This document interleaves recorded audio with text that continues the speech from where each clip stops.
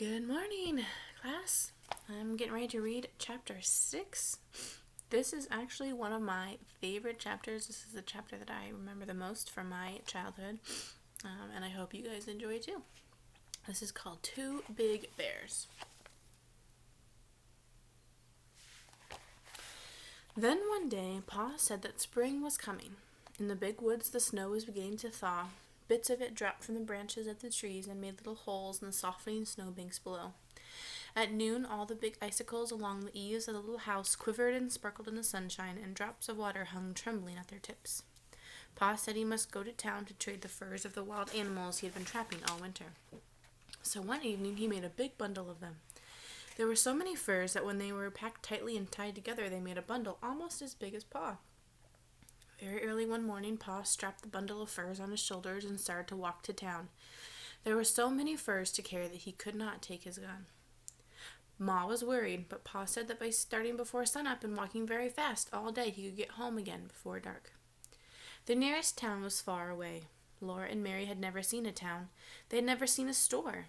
They had never seen even two houses standing together.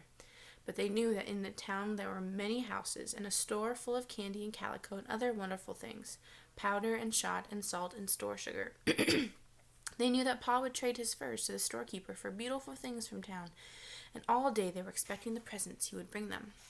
When the sun sank low above the treetops and no more drops fell from the tips of the icicles, they began to watch eagerly for Pa. The sun sank out of sight and the woods grew dark, and he did not come.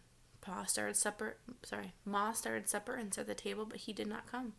It was time to do chores, and still he had not come. Ma said that Laura might come with her while she milked the cow. Laura could carry the lantern. So Laura put on her coat, and Ma buttoned it up, and Laura put her hands into her red mittens that hung by a red yarn string around her neck, while Ma lighted the candle in the lantern. Laura was proud to be helping Ma with the milking, and she carried the lantern very carefully. Its sides were of tin, with places cut in them for the candlelight to shine through. When Laura walked behind Ma on the path to the barn, the little bits of candlelight from the lantern leaped all around her on the snow. The night was not quite dark. The woods were dark, but there was gray light on the snowy path, and in the sky there were a few faint stars. The stars did not look as warm and bright as the little lights that came from the lantern.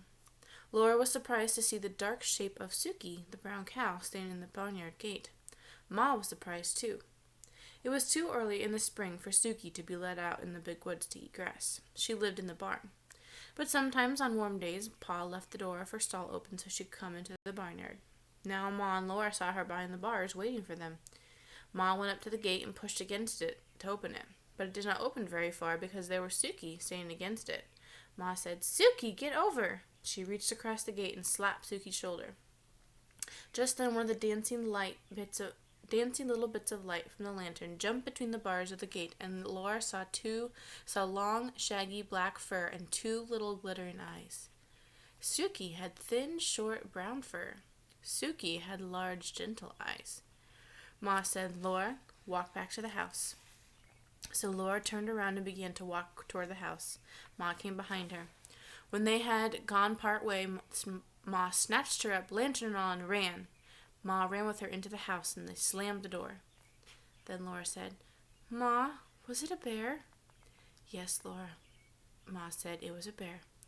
Laura began to cry. She hung on to Ma and sobbed, "Oh, will he eat Suki?" "No," Ma said, hugging her. "Suki is safe in the barn. Think, Laura, all those big, heavy logs in the barn walls, and the door is heavy and solid, made to keep bears out. No, the bear cannot get in and eat Suki." So imagine that.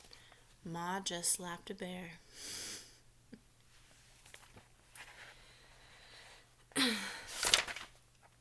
Laura felt better then. "But he could have hurt us, couldn't he?" he asked. "He didn't hurt us," Ma said. "You were a good girl, Laura, to do exactly as I told you, and to do it quickly, without asking why." Ma was trembling, and she began to laugh a little. "To think," she said, "I've slapped a bear." Then she put supper on the table for Laura and Mary. Pa had not come yet. He didn't come. Laura and Mary were undressed, and they said their prayers and snuggled into the trundle bed. Ma sat by the lamp, mending one of Pa's shirts. The house seemed cold and still and strange without Pa. Laura listened to the wind in the big woods. All around the house, the wind went crying as though it were lost in the dark and the cold. the wind sound frightened. Ma finished mending the shirt. Laura saw her fold it slowly and carefully. She smoothed it with her hand. Then she did a thing she had never done before. She went to the door and pulled the leather latch string through its hole in the door so that nobody could get in from outside unless she lifted the latch. She came and took Carrie, all limp and sleeping, out of the big bed. She saw that Laura and Mary were still awake, and she said to them, "Go to sleep, girls. Everything is all right. Pa will be here in the morning." Then she went back to her rocking chair and sat there, rocking gently and holding baby Carrie in her arms. She was sitting up late, waiting for Pa, and Laura and Mary meant to stay awake too, till he came. But at last they went to sleep. In the morning, Pa was there. He had brought candy for Laura and Mary and 2 pieces of pretty calico to make them each a dress. Mary's was a china blue pattern on a white background, and Laura's was a dark red with little golden brown dots on it. Ma had calico for a dress, too. It was brown with a big, feathery white pattern all over it. They were all happy because Pa had got such good prices for his furs that he could afford to get them such beautiful presents. The tracks of the big bear were all around the barn, and there were marks of his claws on the walls, but Suki and the horses were safe inside. All that day the sun shone and the snow melted, and little streams of water ran from the icicles, which all the time grew thinner. Before the sun set that night, the bear tracks were only shapeless marks in the wet, soft snow. After supper, Pa took Laura and Mary on his knees and said he had a new story to tell them. The story of Pa and the Bear in the Way. When I went to town yesterday with the furs, I found it hard walking in the soft snow. It took me a long time to get to town, and other men with furs had come in earlier to do their trading. The storekeeper was busy, and I had to wait until he could look at my furs. Then we had to bargain about the price of each one, and I had to pick out the things I wanted to take in trade.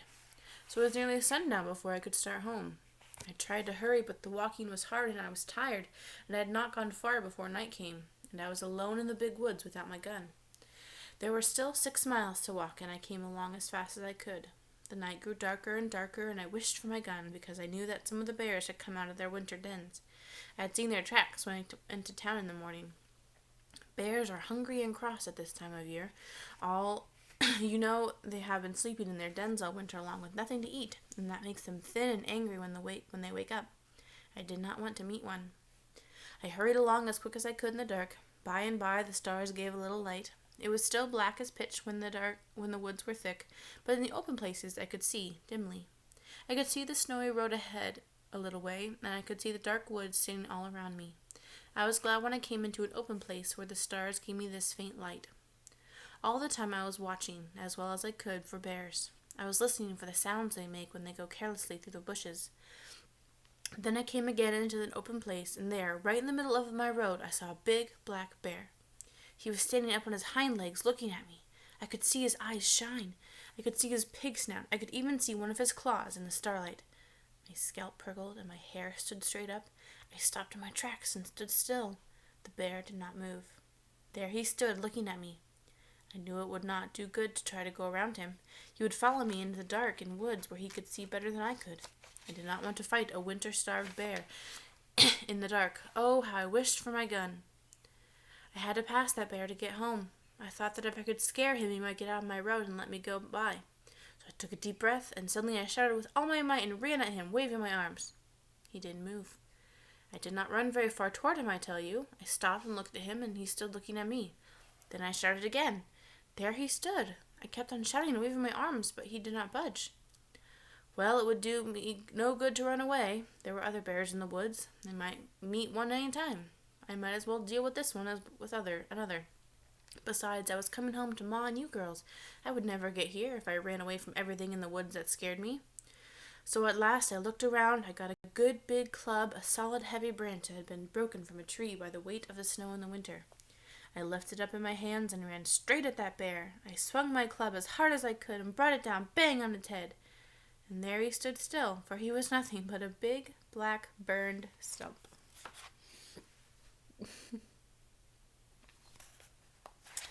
I had passed it on my way to town that morning. It wasn't a bear at all. I only thought it was a bear because I had been thinking all the time about bears and being afraid I'd meet one. It really wasn't a bear at all? Mary asked. No, Mary, it wasn't a bear at all. There I had been yelling and dancing and waving my arms all by myself in the big woods, trying to scare a stump. Laura said. Ours was really a bear, but we were not scared because we thought it was Suki. Pa did not say anything, but he hugged her tighter. Ooh, the bear might have eaten Ma and me all up, Laura said, snuggling closer to him. But Ma walked right up to him and slapped him, and he didn't do anything at all. Why didn't he do anything? I guess he was too surprised to do anything, Laura, Pa said. I guess he was afraid when the lantern shone in his eyes. And when Ma walked up to him and slapped him, he knew she wasn't afraid. Well, you were brave too, Laura said. Even if it was only a stump, you thought it was a bear. You'd have hit him on the head with a club if he had been a bear, wouldn't you, Pa? Yes, said Pa. I would. You see, I had to. Then Ma said it was bedtime. She helped Laura and Mary undress and button up their red flannel nightgowns. They knelt down by the trundle bed and said their prayers. Now I lay me down to sleep. I pray the Lord my soul to keep. If I should die before I wake, I pray the Lord my soul to take. Ma kissed them both and tucked the covers in around them. They lay there a while looking at Ma's smooth parted hair and her hands busy with sewing in the lamplight. Her needle made little clicking sounds against her thimble, and then the thread went softly swish through the pretty calico that Pa had traded furs for. Laura looked at Pa, who was greasing his boots. His mustaches and his hair and his long brown beard were silky in the lamplight, and the colors of his plaid jacket were gray. He whistled cheerfully while he worked, and then he sang. The birds were singing in the morning, and the myrtle and the ivy were in bloom, and the sun o'er the hills was a-dawning. 'Twas then that I laid her in the tomb. It was a warm night. The fire had gone to coals on the hearth, and Pa did not build it up. All around the little house in the big woods there were little sounds of falling snow, and from the eaves there was the drip, drip of the melting icicles. In just a little while the trees would be putting out their baby leaves, all rosy and yellow and pale and green, and there'd be wildflowers and birds in the woods. Then there would be no more stories by the fire at night, but all day long Laura and Mary would run and play among the trees, for it would be spring. And that is the end of chapter 6. Lots of exciting things that happened in that chapter. How would you feel if you met a bear in the middle of night? That would be pretty scary. But I will see you again next time for chapter 7.